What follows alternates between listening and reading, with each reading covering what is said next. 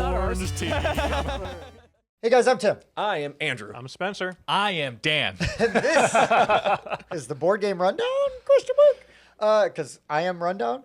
Okay. Guys, this is Massive Darkness 2. It's massive. Hellscape. This is 1 to 6 players, ages 14 and up. It says 2 hours per play. I would say that's accurate. That's pretty good. Yeah. With the first scenario that we played the tutorial and the first scenario took about 3 hours with learning and just setting up and blah, blah, blah, Yeah, right? setup's a bit of a Clarifying beast. Clarifying rulebook stuff. Yeah. And if you do play the tutorial, just go ahead and then play the next one because the tutorial is really short. Super fast. Yeah, and teaches you the basics, Real but doesn't basics. really go too in depth. Very much just It the doesn't basics. even crank the difficulty. I mean, you up. could- You just run through and you Depending slam. on luck of dice rolls in the tutorial, you could just run to the objective and beat it in 5 minutes. Like, You depending could. on the luck You of the could dice. beat that game, that mission faster than it takes to set it up. Sure. Yes. Okay, so in Massive Darkness 2, I have never played Massive Darkness 1. Same. Me neither. I assumed, rightly or wrongly, I don't know, that Massive Darkness was sort of a Zombicide Descent mashup clone. It felt very I felt the same Descent-y. I way. haven't No, played yeah. Zombicide, but it felt very good. Descent-y. Good description. But I will say that with gameplay and the way that your characters work, because they are so asymmetrical, like each character, it's almost root level Yeah. asymmetrical, where each character plays so drastically different Yeah, each person's playing a different game. that it is, to me, that is what is going to separate this from a Descent or a Zombicide. Because in Descent, if you know how to play the game, you can play any character optimally pretty easily. Sure. Where in this game, completely different. All of the heroes have their own very unique thing. Also, in this game, unlike Descent, where maybe you just spawn an enemy you just spawn an enemy, and it's either like a basic or an elite, or at least it used to be in second edition Descent. In this one, it is like Zombicide, depending on your player level. So the player with the highest level, you go off of that, and that's your dungeon level. So you're either drawing from the levels 1 to 2, 3 to 4, or 5. Yeah. And obviously things ramp up crazy after that. And then also the mob enemies, which we'll get into those distinctions, get an item that also makes their attack or their defense unique. Why don't we go in a line and just kind of, in a couple sentences, explain how our character agree. played? Yeah. I Yeah, agree. so we will go through 4 out of the 6 available characters in the core box. We have none of the Kickstarter extras. This is just if you had bought this box off the retail. I didn't want to interrupt. Though I want to no. play some of those expansion Yes, I characters. I just for wanted to sure. clarify that, Sure. just for everybody. But go for it, man. Yeah, so I was the Berserker, and so I was sitting where Spencer is currently sitting, but I have this little track of 3 specializations, and like a Berserker in any fantasy game you've played, I can switch stances, and based on what cards I have in a specific row, whenever I take damage, that damage, instead of just getting discarded, goes into my rage track right here, and then I can spend rage to do specific abilities, so I can either be defensive, I can be a defensive berserker, I can be a Berserker. a berserker, and Reckless. So I it can says also Blood be like Rage, a- Reckless, and Provoke. yeah. So one jumps into battle, one does a lot of damage, and one does is more of a defense. So Yeah, but that when you're was- defending, you still deal wounds, which is kinda Correct, cool. yeah. Which is So- the provoking, right? Provocation. Well, you're a berserker. yeah. You can only hold yourself back so much. This is Yeah. going to sound very generic. This is, Yes. I mean, while it's high fantasy, you've got your typical like WoW, World of Warcraft layout of classes, and everything should, Dungeons and Dragons, that game, and all of this should sound really familiar. Yep.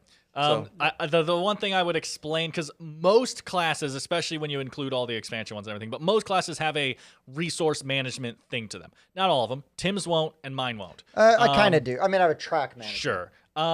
But so his is kind of like, so resource management. But Andrew's, I would also explain, like, if I was trying to see what play style interests people, I would say he has kind of a tableau building thing. Sure. You weren't able to super get into it, but the whole thing is you're laying down cards in a row. And when you take an action, you can activate every card in that row. So I think Arc Nova has something like that, right, where you're splaying cards out. Pendulum does that, where you have like a line of cards and you're activating it. Res Arcana that we just played has that, Yeah. where you're choosing something, you're activating all the cards in a row. So that is the mechanic that the Berserker plays off of. Yeah, I thought it was really elegant that the Berserker gets stronger when their health directly 1-to-1. It's perfect. Sure. Yeah, no, it was very much on theme. I played the Shaman, and so basically my whole thing is I've got these elemental tracks, and innately I can advance 1 a turn, and I can spend, basically as I gain mana, instead of actually putting it into my pool to use, I could instead use it to increase on one of these tracks. If I can get all the way up to the top of the track, I can flip that over, spend all of it, and get a permanent passive ability. Yeah, that's sweet. And worked out cool. really well. And then obviously I've got spells, which then I would spend my elements to cast the spells to do different things. And then, I could summon spirits as it gets better. Obviously, as you get higher up in the skills, your spells they get stronger. They do more like area effect. Like I had area effect heals and things like that. And I really enjoyed being able to summon the fire spirit and send him out to do stuff. Now just playing in the one game and not getting up like a super high level, but where you could see it like in other campaigns, especially that might, be a little more like stuff going on. When you level up, everybody's going to be able to see all these abilities like chain and off of each other. And I was no exception to that. Even though I didn't get like totally maxed out, or even I got like halfway maybe, there was still like a lot going on that I could see down the road, right? Which is really important to mention, and then we can move on to another one. This level tracker that you have, you don't carry that on to the next mission. You have 1 through 5 levels. You do your mission. You move on to the next one. You start again at level 1. You don't carry on your level onto the next game. But you do carry your gear, right? I haven't looked into it because we weren't planning on doing it today. Sure. I know, though, that people can get higher than level 5. Oh, yeah. Because people have cards in their deck that are higher than level 5. Yeah. But I haven't looked into how that works because we didn't need to We didn't for need to. Get that far. our games. We played the first episode. We played the tutorial and the first episode. Yeah. So, this is kind of like we didn't it's dive not deep in-depth. into, this is not an in-depth review. This is we played it.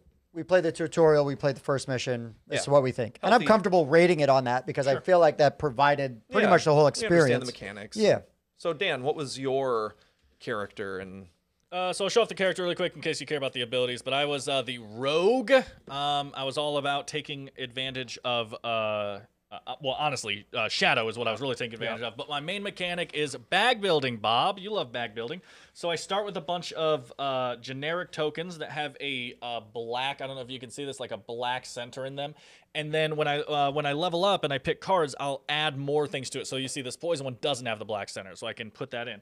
And then at the start of my turn, I will draw 3 out because we get 3 actions per turn. So I draw 3 out. So this would be my 3 for this turn. And then whenever I take an action, I flip one of these over. And if the action that I'm taking matches what I flipped, I get the bonus. So you see this one gives a movement point. So if I say I'm taking a movement action and I flip that over, then I would get an extra movement point during my movement. If I flipped over poison and took a movement action, I would gain no benefit. I'm just spending a token to get an action. One of the really cool things that you can do with Rogue, which I wasn't really going for that build, so it didn't really happen, but there are tokens in there that just say draw another token after this action. So it doesn't give you a bonus, but you'll draw another token. And what that means is if you keep stacking those up, so you get 3 actions per turn, the Rogue can get like 7. Yeah. If you just keep chaining it together, he can just keep going, and it's really cool. But that is the basic mechanic of the Rogue is bag building. And quick correction. When I said that Tim and I were the 2 that didn't have resource management, that's why you were like, well, I kind of do. It's because I meant Spencer and I don't have resource management. Sure. I said the wrong character, but I guess Spencer can get into his. I think that's who are all I you, need to Spencer? explain for mine. And Spencer's character was boring. Let's move on. yeah. I'm Yeah. just kidding. he played No. it very correct. I'm the ranger, and the ranger has these arrow cards. Every single time I attack, I get to flip an arrow card over, and it has 1 through 4 arrows on the top of it. And I continue to flip until either I choose to stop or I get 7 or more. If I get exactly 7, there's 3 things on each card. If I get exactly 7, I get to do the really cool ability on every card that I flipped. If I get less than 7 and I stop, I get to do the middle ability, which is pretty good. And if I go over then I have to pick every of the negative abilities, which could be taking damage or losing mana. Or things like AKA that. 21. You're playing blackjack. you're playing blackjack. I'm playing Your blackjack, character plays blackjack. But I have ways to manipulate it.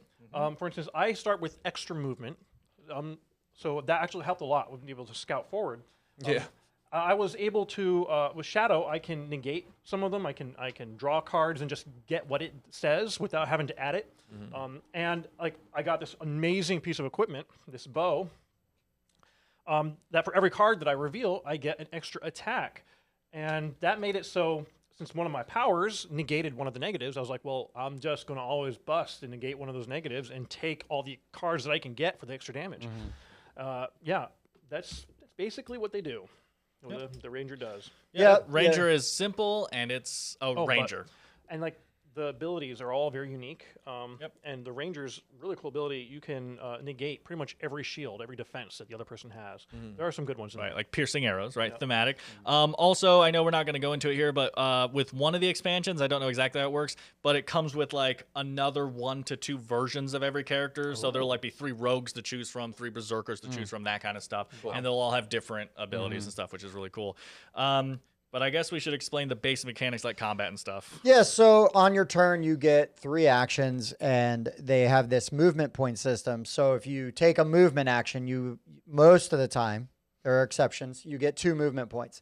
Movement points are almost like a sub-action point because they can be spent to interact with objects, open doors, interact with objects. Pick up stuff. Yeah. So they're like sort of your all-purpose items, right, or action points.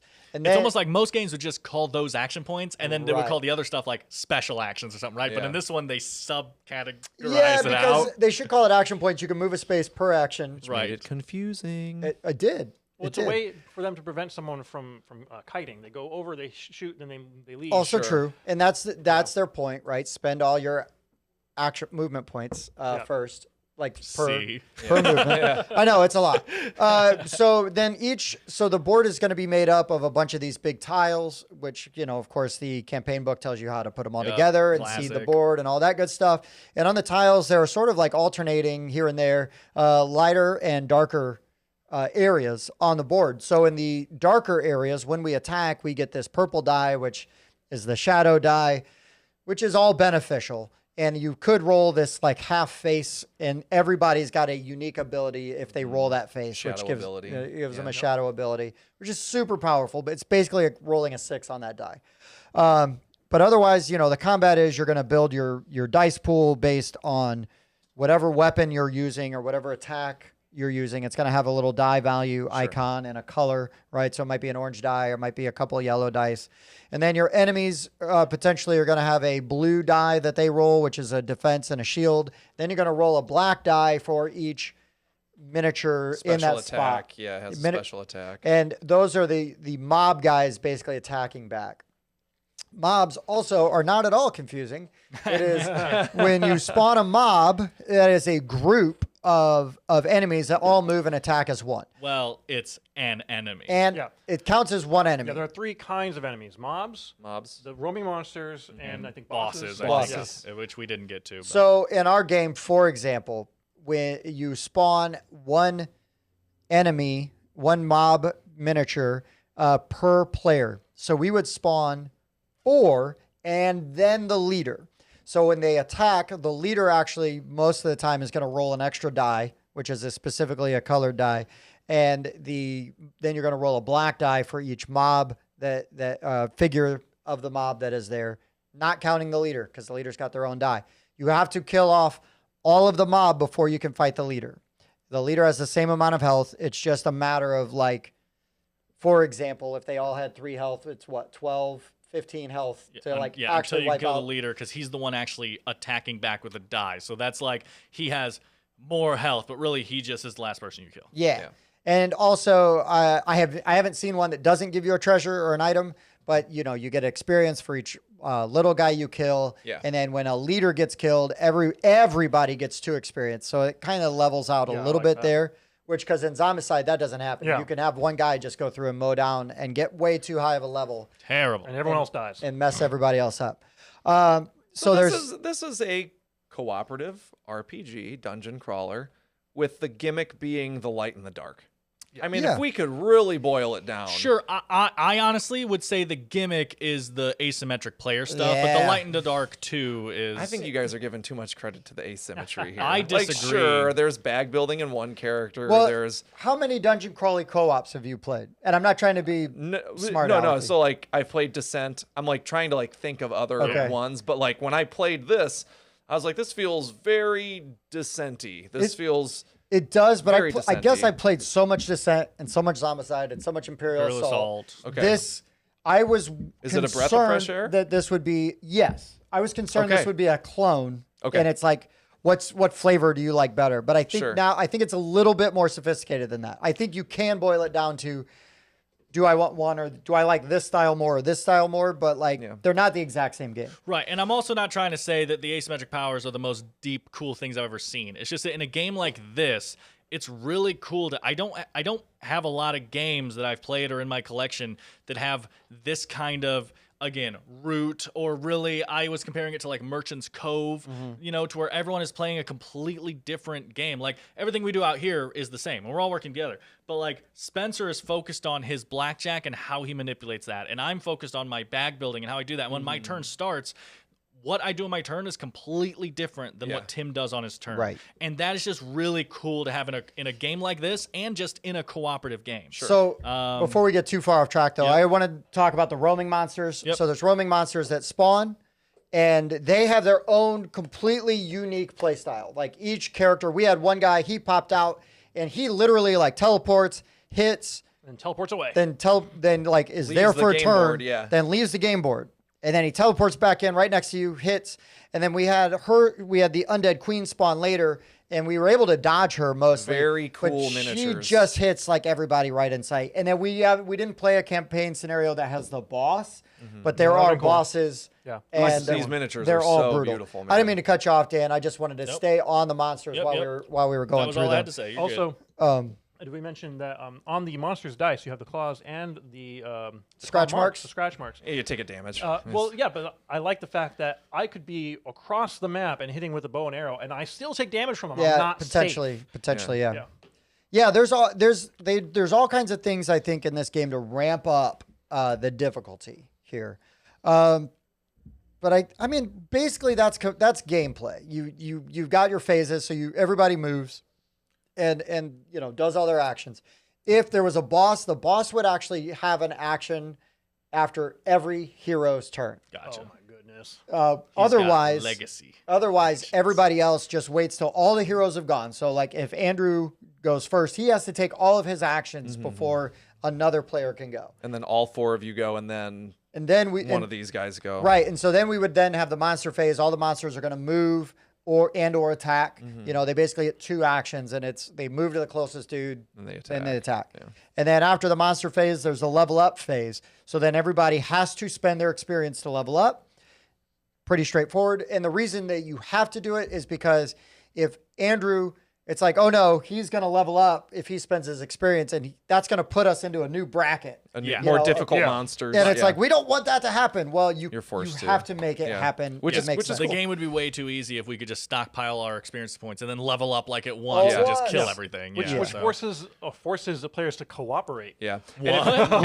And if you look at the board here, you can see our characters. We made it to the end of our quest. The here. only thing that was not right is this. Yes. All of these other miniatures were Slowly chasing us. So, I mean, now that I'm sitting here, because I was playing where Spencer was sitting, it's kind of cool to look at the scene of this story that kind of happened. Like, they were chasing us from the very get-go, from that little green token way over there.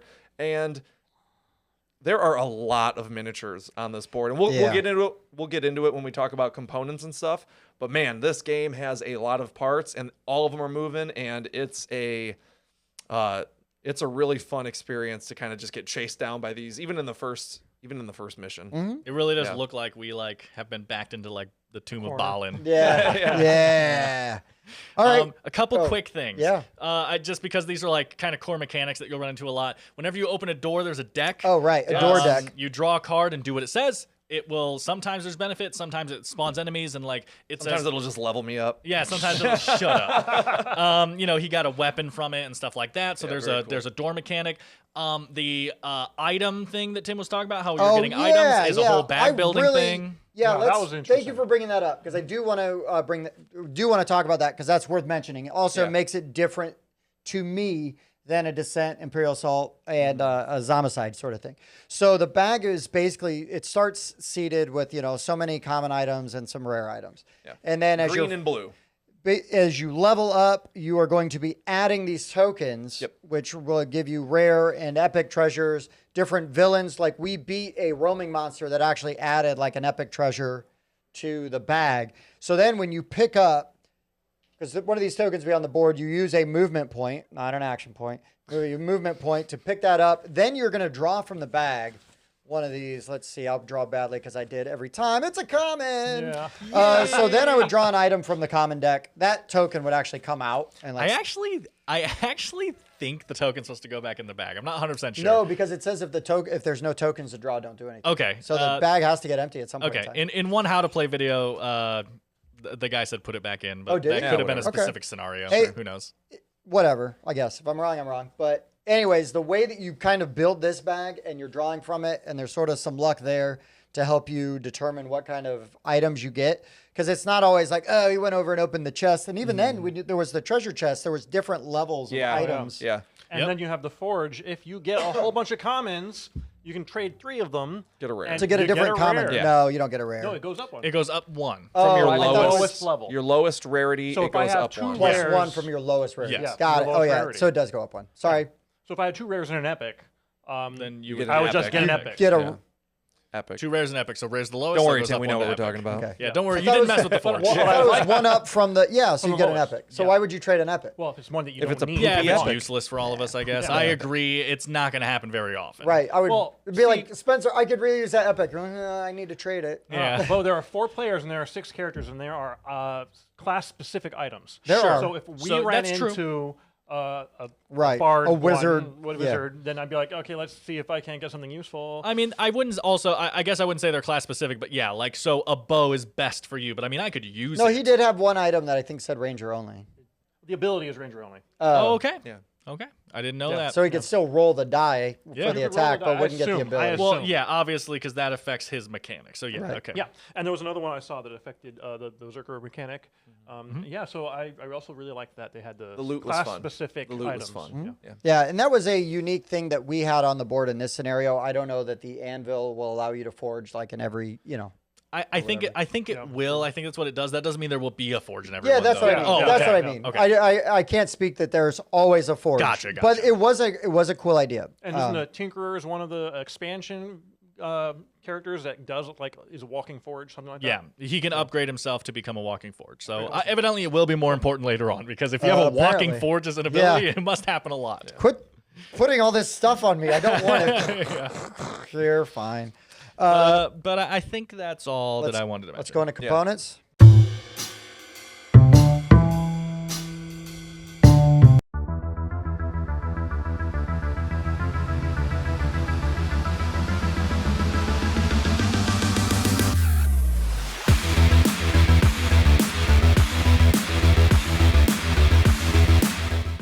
Okay, so components. I'm just gonna say first thing. It's a CMON game, so you know it's got amazing miniatures. But what I cannot believe that it doesn't have is a player aid. Right. Like I know. a player aid would be amazing. I had actually And printed off. simple. I actually printed off like some Yeah. player aids and then left them on the printer. So I did not bring them. But then I was kind of like, oh, whatever. We'll just see how it plays without a player aid, and it kind of sucked. Yeah. You're constantly looking at the rules. Yeah. And the rule book, I want to point out, is divided in 2. The first half, wherever the rule book is, Oh, this drove the Spencer first nuts. half of the rule book are the rules. The second half of the rule book are the specific things for the scenarios. So you were expecting a book and the and a rule index book. is between them. No, just put the index at the end, is what he's saying. You know, where No one indexes does go. that. Yep, right there. Why is the index in the middle of the book? Maybe very maybe weird. you have to get the Kickstarter edition to get 2 books. Or they don't actually do anything but move the index to the back. That's the only thing. That's, Yeah. yeah. the only For thing the 30 index extra does. dollars. And even on the back of the thing, I was expecting to have a player aid, and there is some stuff, It's pretty useful, but yeah. there was a lot that was missing on the back. Yeah. And yeah. All right, I see forges in every board so far. I do like that there's a whole section right before the index in that book that each character gets a whole like page or two, literally just explaining here's how you Yeah. play them, here's how their mechanics work, here's like a special term that will only reference their abilities and stuff like that. Like that's I had a flaming heart and nobody else did, and I was talking about it, and nobody else had that, so I felt kind of. But again, But it was rage. It was rage for my berserker. an so. individual player aid for Yeah. each player would be amazing, and it can't be that expensive to make when you've already got all of this. What's actually funny too, again, not to jump to something semi-useless, but the Tinkerer, his information is so much that he actually comes with a giant player aid that explains how all his abilities work. So it's like, well, what about us? I get that we're not as complicated as that But character. we're still relatively complicated. yeah, I mean, The back of the character is just a picture of the character. Right. And granted, it's sitting here, but really, you could just flip it over and be like, oh, yeah, that's what I need. yeah, that's true. Could have been a player aid. That's true. So many things could have been played. But for the rest of the components, Most things are fantastic. yes. Yeah. I mean, the tiles seem like a good thick quality. I don't know if people have had warping problems. They feel pretty good. tokens Comes are with the this same. nice Good plastic. tokens. Yeah, this comes with the game. Like this is the retail edition, Yeah. right, Tim? Yeah. What's the And- price and tag on this? And it comes with don't these remember. 3D player trays. They're the decent cards. I don't think they're the linen, but they're pretty decent They are cards. not linen. They're nice and thick. Obviously, but- like Tim said, the models are great. One thing that I wanted to point out, because again, every time before I play a game, I try to watch some how to play videos and stuff. So one of the people mentioned this. Do we have one of the tokens somewhere? The skull tokens. Somewhere. There they are. So we Oh my have gosh. we yeah. have 3 icons in this game, guys. You ready for this? We have this skull guy. We have this skull guy, and we have this very similar looking skull guy. It is not similar. And That they- is exactly the same. exactly the same. Well, it's not because this one has a gray circle around it, and this one is not. Oh, okay. But A circle around it. so the tokens, which is how they're different, because this one's only ever iconography and this one's always a token, so I guess that's how they're different. But the token is to mark like spawn points on a map, like when you open a door, enemies will spawn there, kind Single of thing. point spawn points. Right, like a go mob away. will spawn here, Yeah. kind of thing. To where these two, the big one and the one that looks exactly the same, are to mark the actual like non-moving spawn point. So the big A phase different in the looking game. one, right? Yeah. Yes. The big different looking one is the purple. spawns So Roman whenever we get to monsters. like when we get to round It was 3 a and boo-boo. 9, Which you'll recognize from Zombicide. a roaming monster will spawn, which is the ones that Tim was talking about. The big. It was a big boys. boo-boo. And then round 5 and 7, these guys are you spawn a mob on the green one, which is not a roaming monster. It would just be a normal, a normal mob thing or whatever. So we have these 3 symbols that look extremely similar. 2 of them are literally the same picture, but just slightly different. And from what we've understood from playing and from the videos that I've seen previously and stuff like that, they are different. Because when this spawns, this goes away. So this isn't referencing that. It's referencing this. Very strange. Yeah, That's I all don't I'm know saying. how you Weird don't move. have your spawn markers look like either Marked. the icon that they are Yeah, why spawning. And also, I was disappointed with this. It is thinner than the others. That's true. Yeah, Oh, sure. in the sharp corners, because this Oh, is going to sharp get corners. I didn't even think about. You're get right. bent up, crap like that. Everything else Everything is else like is really well made. Especially because it's kind of just part of the board here. Like Yep. just make another cardboard piece. And then the same problem with the Michael and the Reaper, Right. like the boss thing. Yeah. The boss thing. Mine- It's disappointing. Minor nitpicky thing on the boards itself. You have these little plastic pins that you're constantly putting in and out. And on my board, one of them didn't quite fit into the hole, so I had to kind of like jimmy Sure, it so in it just there. came It came slightly misshapen. wrong shape, and I got it in there, and then it started to work. But Yeah, whatever. That's probably very box minor. specific. I love the dice. The iconography is really Oh, yeah. good. Yeah, that's Well, yes and no. oh, I mean, I guess we were just having a hard time determining. Like, Well, we didn't look up what they were called. That's We true. could have just looked up because Yeah. we were because the there's claw like versus the the claw mark. slash and there's like a claw hand. Claw versus And claw so hand, someone yeah. would say like I would be calling the slashes claw, so I would say slashes, and then Tim would be like no or claws, and Tim would say those aren't claws, those are slashes. And I'm like oh that's what I meant. Like we didn't look up what they were called. We were just all calling it whatever we wanted. That's to. fair. Totally fair. But And they just say when a hero or a villain rolls and it this just shows the picture, or right? this, whatever, it's fine. Other than that, I'm not I think mad. I think it we was pretty very much well covered. done. Yep. It's bags are a slightly little- annoying to me that so when you open a door, you flip it, and I just don't think it looks different enough. Especially like if you're sitting on the long side of the table, does you not can't look- tell if a door's open or It not. does not You look have to- different you have to enough. pretty closely. Yeah. Not a huge thing. From super far away, nitpicky. it doesn't look like a door is Look, open or we closed. from all avoided the a way over wound. here. Yeah, it doesn't look different enough. But I mean, all the artwork is fantastic. Oh, yeah. The miniatures are all great. What do you think of the bag? Huh? The bag. It's like fine. plastic. Oh, I don't care at all. Okay. Yeah. Yeah. It does what It's it a bag. needs It to does do. what it For does. the tiny lightweight tokens that are in here and for It's fine. pulling 3 every turn and stuff, there's no negatives there. it It's not does going to what it rip needs on to me. do.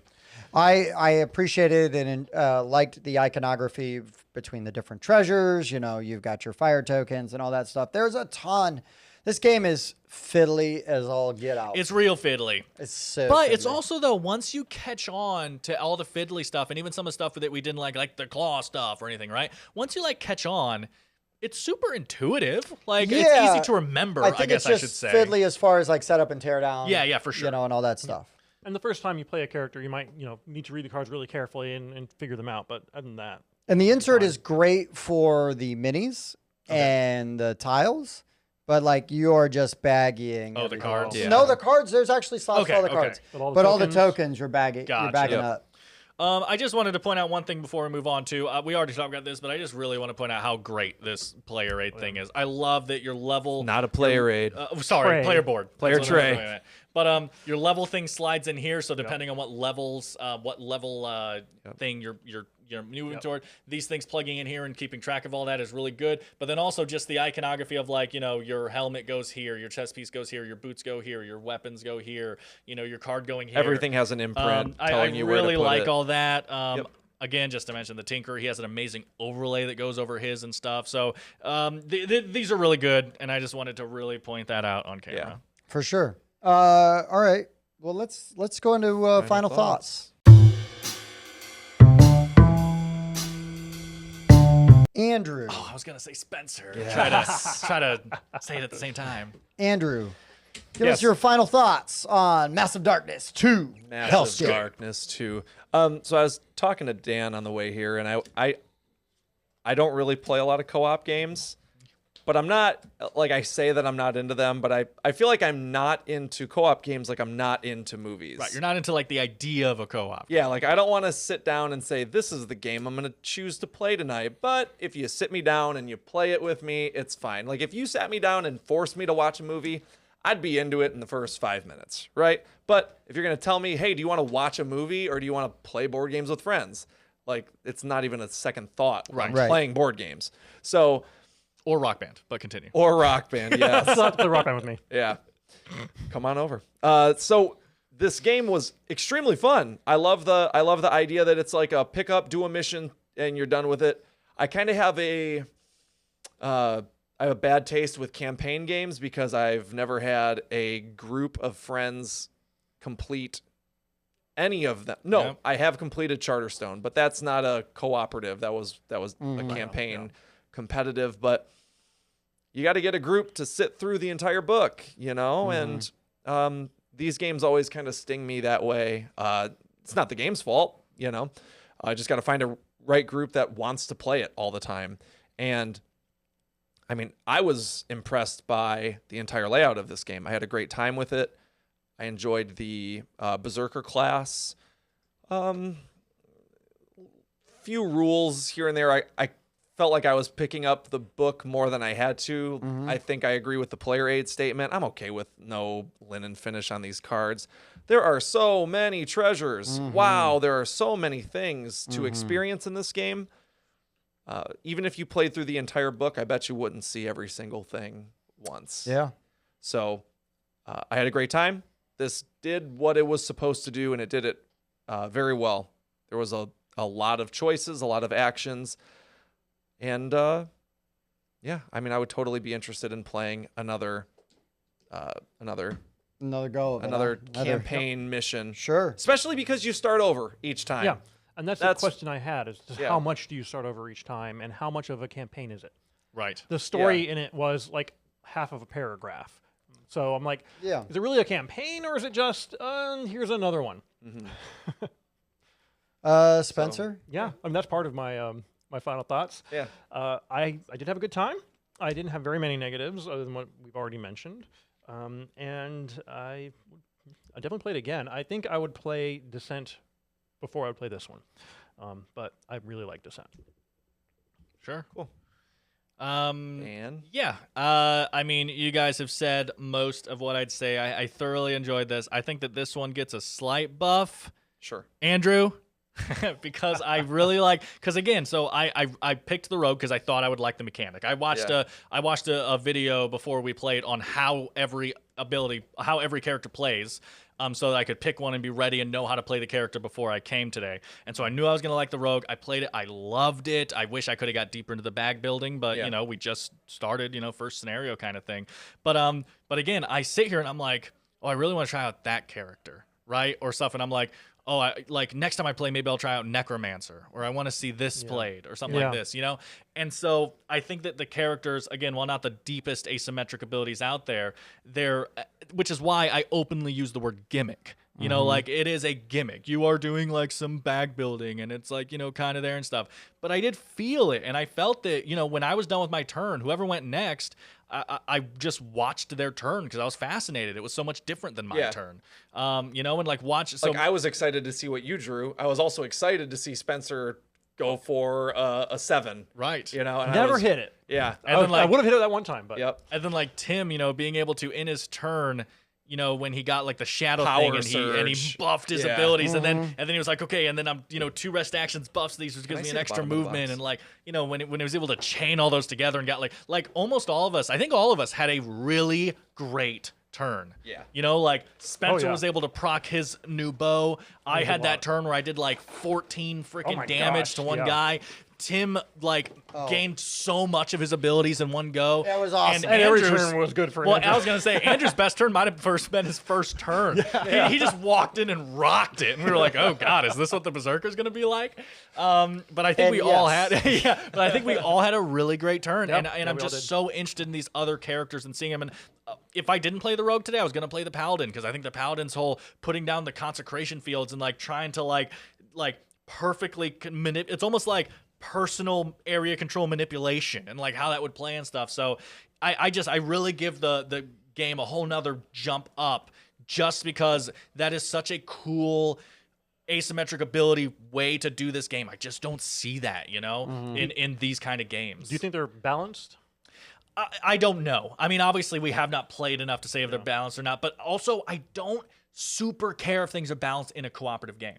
You know? True, but my concern is, for instance, Tim was having problems getting experience points because healing does not give experience points. Right. Right, but I built my character to heal. I could have built my character to be more aggressive combat-wise by my starting choices. Yeah. But with us not having a paladin and stuff, he was kind of like, okay, I'll be the healer and stuff like that, right? I was actively playing the healer and not taking the... Because later on, I started doing more aggressive things. Right, and I was going to say, and by the end of the game, you weren't that much behind us. No. No, but that's because we shifted sort of... Right.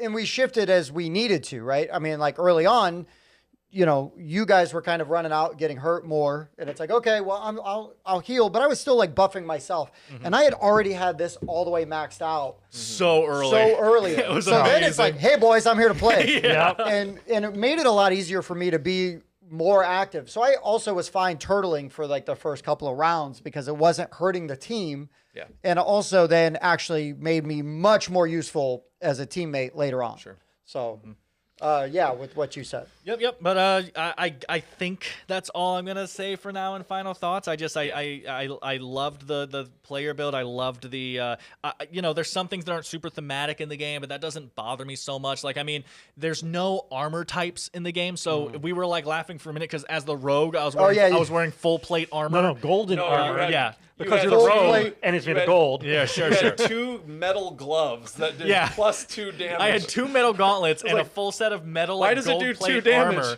and I'm rolling around and like fighting I everyone. think thematically I figured it out. It's like the villain turns around and it looks like there's just an empty suit of armor there. and then he turns back around and you're like, your head pops out the top. Yeah. And then you go in and start killing. But so, so you're gonna get some not thematic stuff that some people might care about, like, oh, I'm a wizard and I'm wearing plate armor. I would never do that. And it's like, yeah, but it gives you 3 blue dice, so of course you'd do it. Yeah, you know, exactly. like, so, but overall, as far as dungeon crawls go, I really want to play this again. I had a really good time with this game, and I obviously want to play my guy again because I want to keep kind of seeing how that progresses. But like also, I would love to try another character. So. Oh yeah. Well, I mean, that's the beauty of this, right? Is where I came into this, and I said this earlier. I thought this was just as Descent, Zombicide, like mashup clone. You know, like we put them in the same transporter.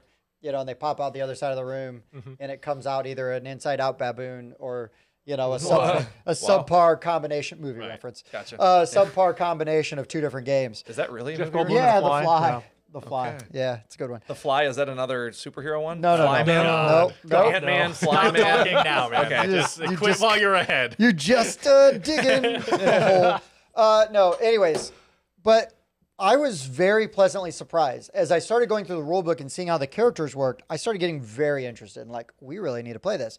And it's funny because I already called Bob a dummy about this because Bob was like, I don't want to play that. Like, do that without me. Do that without me. And he sent me a message. He's like, so how bad is it? And I'm like, dude, you'd really like this because of how asymmetric. Like, and I'm sending him like breakdowns of how all the characters play. And he's like, oh, you know?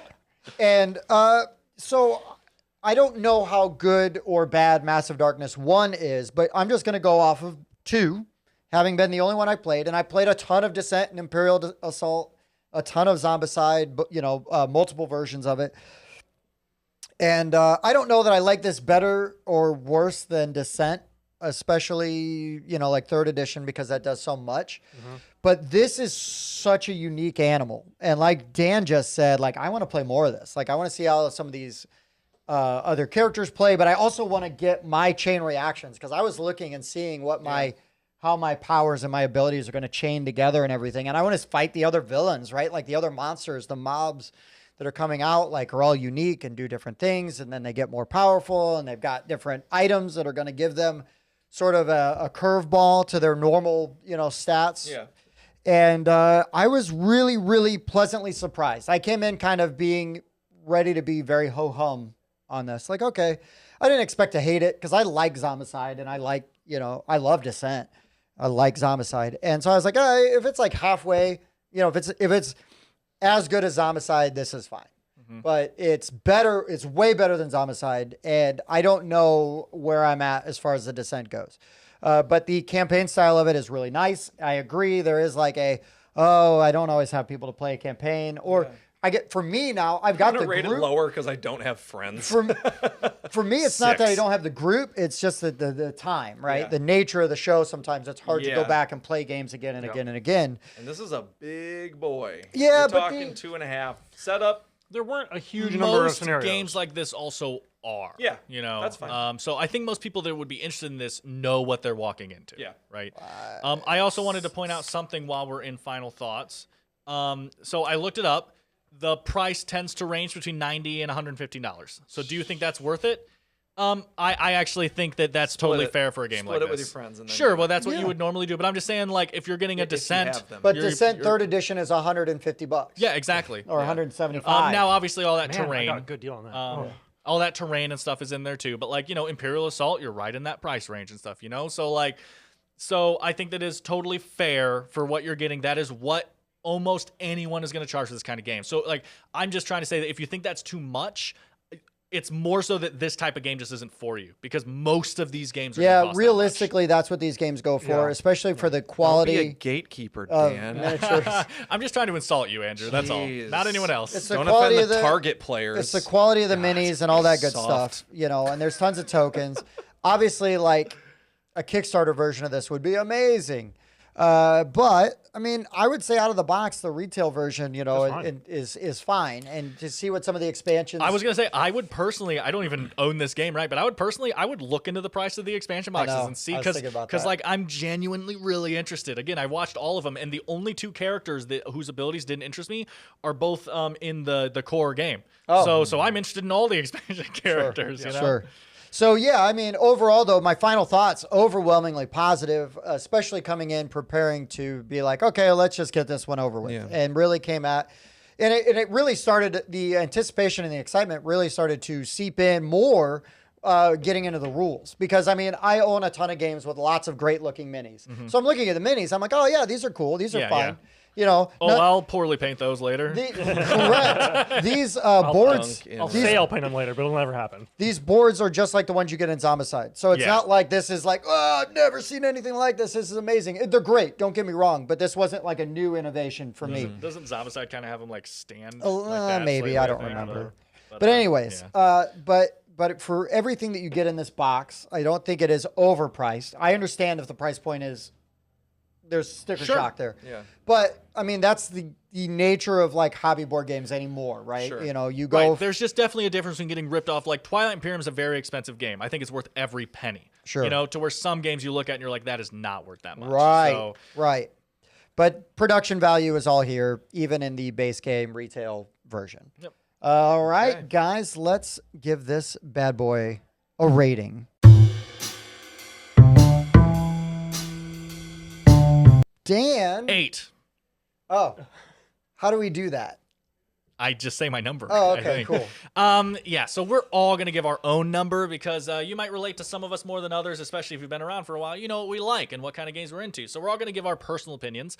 Then at the end, one of us is going to pull our phone out and average them all together. I am in the Bob seat. Can I do it? Yeah, you Yeah. can. Yes. Feel free.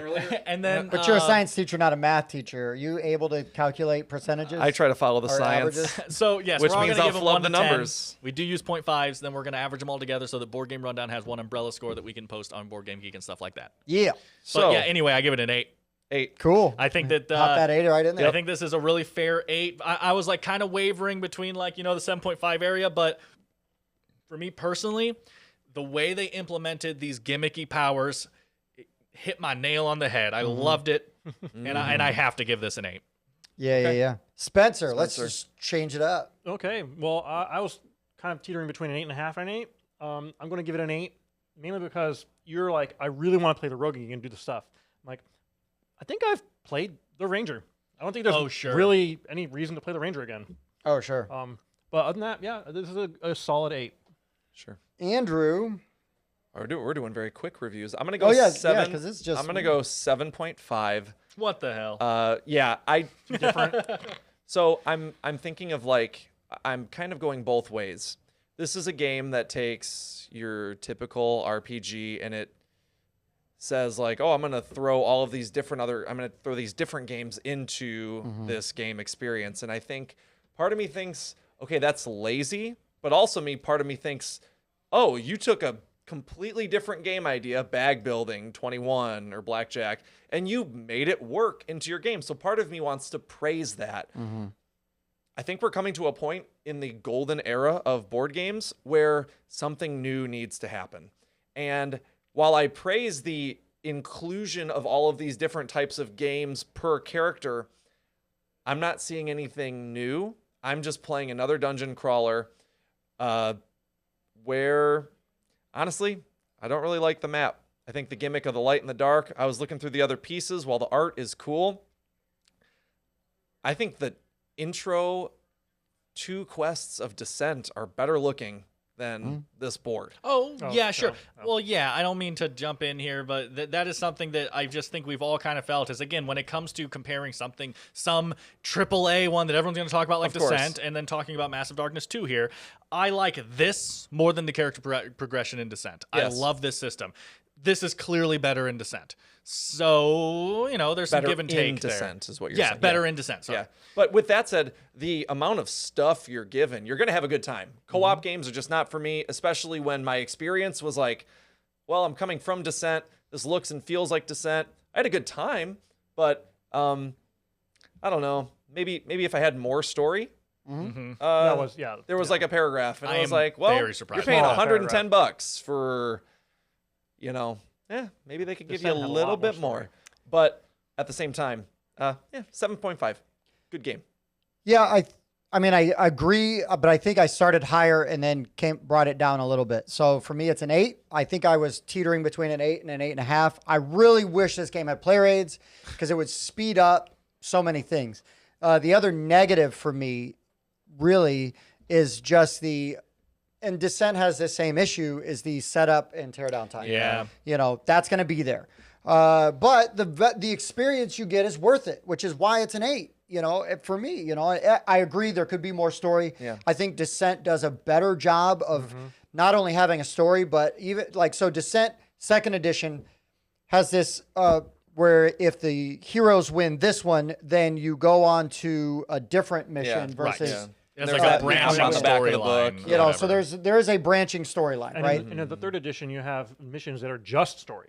Yes, and you know it's all app driven, Yeah. and then also in Descent you do have the where you can just play with the app. If you're playing 2nd edition, you can just play with the app. You put in what you have, and then it will generate an adventure for you. It's Oh, hard that's to awesome. compare. Like it's Yes. almost like you don't want to discredit.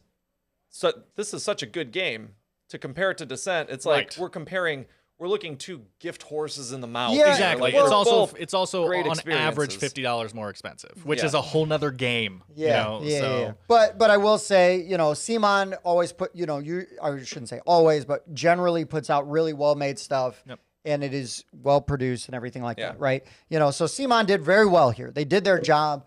This was way better than I thought it was going to be, and I'm really happy for that. You know, I'm happy that I actually gave it a shot.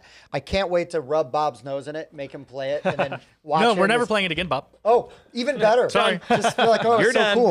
You're not- Oh, You're done. sorry, guy, Bob. no soup for you. We were going to invite you, but for game night, but we were playing Massive Darkness. Right, too. so we couldn't. Right. Sorry. But no, this does a lot of things right. Obviously, it's not like Gloomhaven, story heavy, blah, blah, blah. Right. You know, but it's also not that complex. It might be that fiddly, but it's not that complex.